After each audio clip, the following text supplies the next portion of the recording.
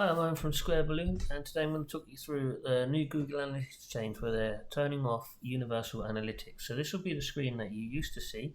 If you've logged in at any point in the last few months, you will have seen a big warning message saying you need to make sure you migrate over to Google Analytics 4 is what they're calling it. And there are a few differences, but the date for changing has actually passed now. So if you watch the end of this video, I'll talk you through the changes, I'll talk you through how to migrate, and if you want to use us to do that, you can of course do that. So to start off, Universal Analytics showed us a lot of data, and it had a lot of reports. If you look on this left hand side, I can open these reports, and then there's subcategories within subcategories and whatever.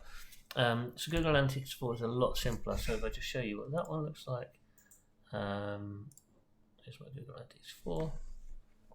As you can see, way less options straight away, and even here there's less drop downs, considerably less drop downs. Not a big problem. You might be thinking you're losing out, but you're not really, because they have this thing over here, insights. So there's a lot more sort of automated recommendations and suggestions from Google, so it is quite a good tool. One of the things that you'll see that's different is it's collecting data now using a thing called events. These are JavaScript events, and if you're using Universal Analytics, you could use them, but it wasn't quite as common.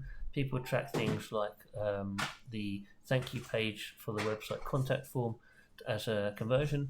Nowadays it'd be far better to use the form when it's submitted to send a Google Analytics event to Google Analytics, and it'll pick that up and it'll put that in the events part of Google Analytics here, and you'll be able to see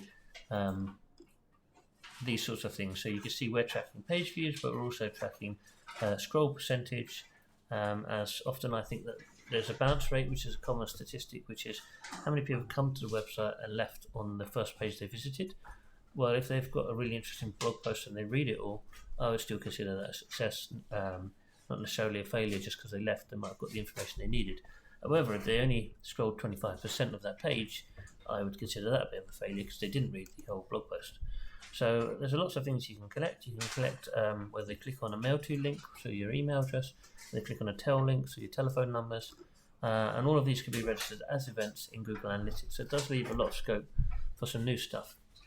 There are some complications to migrating. You can see at the top here, it's telling me my property setup's not complete, and if I click on complete setup, it's actually just asking me to tell it that I've done all of these different things. You can see here that data is flowing, so it's collecting data. So as far as I'm concerned, you could call that complete. You could say it's working, but it's saying, well, you haven't set up conversions, you haven't defined your audiences, and this, that, the other.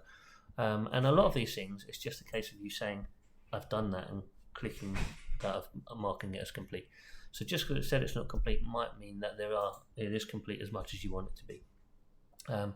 Obviously, it is important to click to track conversions of some sort. Usually, on most websites, there will be a reason to run the website. It might be e-commerce, would be sales.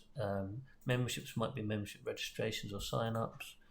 Events might be event bookings or sales or tickets or whatever. Websites might be contact forms being filled in. So lots and lots of different ways to convert, and it might also be telephone numbers rung, emails sent in. Tons and tons of things you could be doing.